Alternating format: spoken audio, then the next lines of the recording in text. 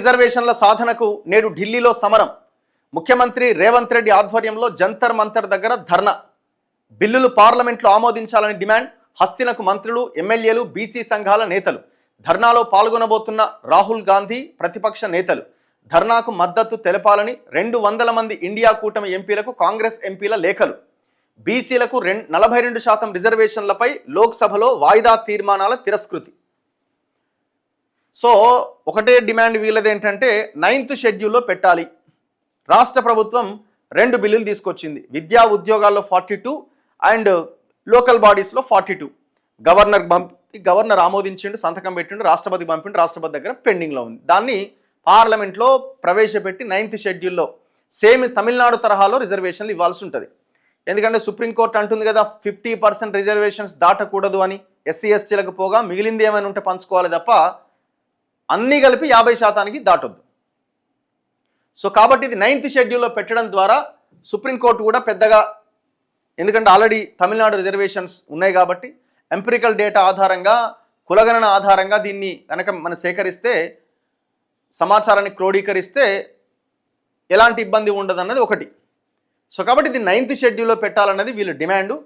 కాంగ్రెస్ నాయకులంతా మొత్తం ఎమ్మెల్యేలు, ఎంపీలు, ఎమ్మెల్సీలు, కార్పొరేషన్ చైర్మన్లు అంతా ఢిల్లీకి పోయిర్రు. ఇవాళ ధర్నా చేపట్టబోతున్నారు అక్కడ.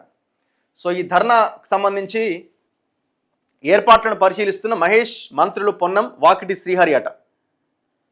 అయితే దీనివల్ల 2 అంశాలు ఉన్నాయి. ఒకటి, చాలామంది అనుకుంటున్నారు దీనివల్ల ఏమైనా సాధ్యమవుతుందని అయితే నేను అనుకుంటలేను. వాళ్ళు 9th షెడ్యూల్లో పెట్టడానికి వాళ్ళు నిరాకరిస్తున్నారు. ఆల్రెడీ అసాధ్యం ఇదని వాళ్ళు చెప్పేస్తున్నారు ఒకవైపున.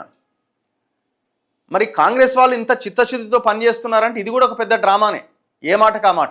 ఎందుకంటే వీళ్ళు 3 నెలల ముందు రాష్ట్రపతి దగ్గరికి బిల్లు పోయింది, 3 నెలలు అవుతుంది దగ్గర. ఆ 3 నెలల నుంచే వీళ్ళు పోరాటం ఏదైనా స్టార్ట్ చేయాలి, కానీ ఊసే లేదు. ఇప్పుడు సెప్టెంబర్ 30లోగా హైకోర్టు అనేది సెప్టెంబర్ 30లోగా లోకల్ బాడీ ఎలక్షన్స్ అన్ని కంప్లీట్ చేయాలి అని. ఇది దగ్గరికి వస్తుంది కాబట్టి లోకల్ బాడీస్లో మేము గట్టిగా కొట్లాడుతున్నాం, అయినా కూడా బీజేపీ ఇవ్వలేదని చెప్పుకోవడానికి వీళ్ళు ఒక ప్రయత్నం చేస్తున్నారు. ఇందులో ఒక పాజిటివ్ అంశం కూడా ఉన్నది. బీజేపీకి ఎట్టి పరిస్థితుల్లో వాళ్ళకి ఇష్టమే లేదు, వాళ్ళదో ఓ లెక్క, వాళ్ళదంతా ఒక లెక్క. వీళ్ళు ఏదో కొట్లాడినట్టు చేస్తున్నారు కానీ వీళ్ళకి కూడా చిత్తశుద్ధి లేదు. కానీ ఇందులో పాజిటివ్ పాయింట్ ఏంటంటే దేశవ్యాప్తంగా ఢిల్లీలో జరుగుతున్న ధర్నా కాబట్టి ఒక చర్చ అయితే దారితీస్తుంది. ఖచ్చితంగా ఒక చర్చ అవుతుంది. భవిష్యత్తులో బీసీ వాదం మరింత బలపడడానికి ఇది ఉపయోగపడుతుందనడంలో సందేహం లేదు.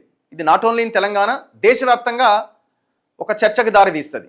సో ఆ ప్రయత్నంలో అయితే ఈ సమావేశం ఉపయోగపడుతుంది తప్ప తెలంగాణలో ఈ రిజర్వేషన్ అంశం ఏమన్నా ముందు గదులుతుందేమో అని అయితే నేను ఇప్పటికిప్పుడైతే నేను అనుకుంటలేను. మరి ఇప్పుడు రాష్ట్ర ప్రభుత్వం ఒక ఆర్డినెన్స్ తెచ్చింది, గవర్నర్ రాష్ట్రపతి పరిశీలనకు పంపినట్టుంది, అది పెండింగ్లోనే ఉంది.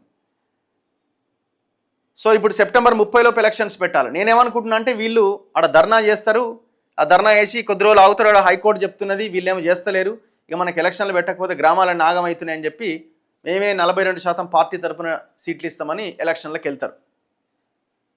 సో ఏది ఏమైనా ఈ ఎలక్షన్ ఆపడం కూడా కష్టమే కాబట్టి తక్షణమే మనం ఆలోచించాల్సింది పెద్ద ఎత్తున బహుజనులంతా ఎలక్షన్స్లో ఊరికి ఒక 10 మంది యువకులన్నా పోటీ చేయడానికి ప్రయత్నం చేయాలి. ఇవాళ ఈ ధర్నా జరగబోతున్నది. బీసీ రిజర్వేషన్ల పోరాటం దేశ రాజధాని ఢిల్లీ చేరుకున్నది. ఎంత జనాభాకు అంత వాటా అనే రాహుల్ గాంధీ నినాదాన్ని ఆచరణలో పెట్టేందుకు ముఖ్యమంత్రి రేవంత్ రెడ్డి నేతృత్వంలో కాంగ్రెస్ ఉద్యమిస్తోంది. స్థానిక సంస్థల ఎన్నికలు, విద్యా ఉపాధి రంగాల్లో బీసీలకు 42% రిజర్వేషన్లు కల్పించే బిల్లులను పార్లమెంట్లో ఆమోదించాలని కోరుతూ బుధవారం జంతర్ మంతర్ దగ్గర ధర్నా చేపట్టబోతున్నారు. సో దీనికి రాహుల్ గాంధీ కూడా అటెండ్ కాబోతున్నారు.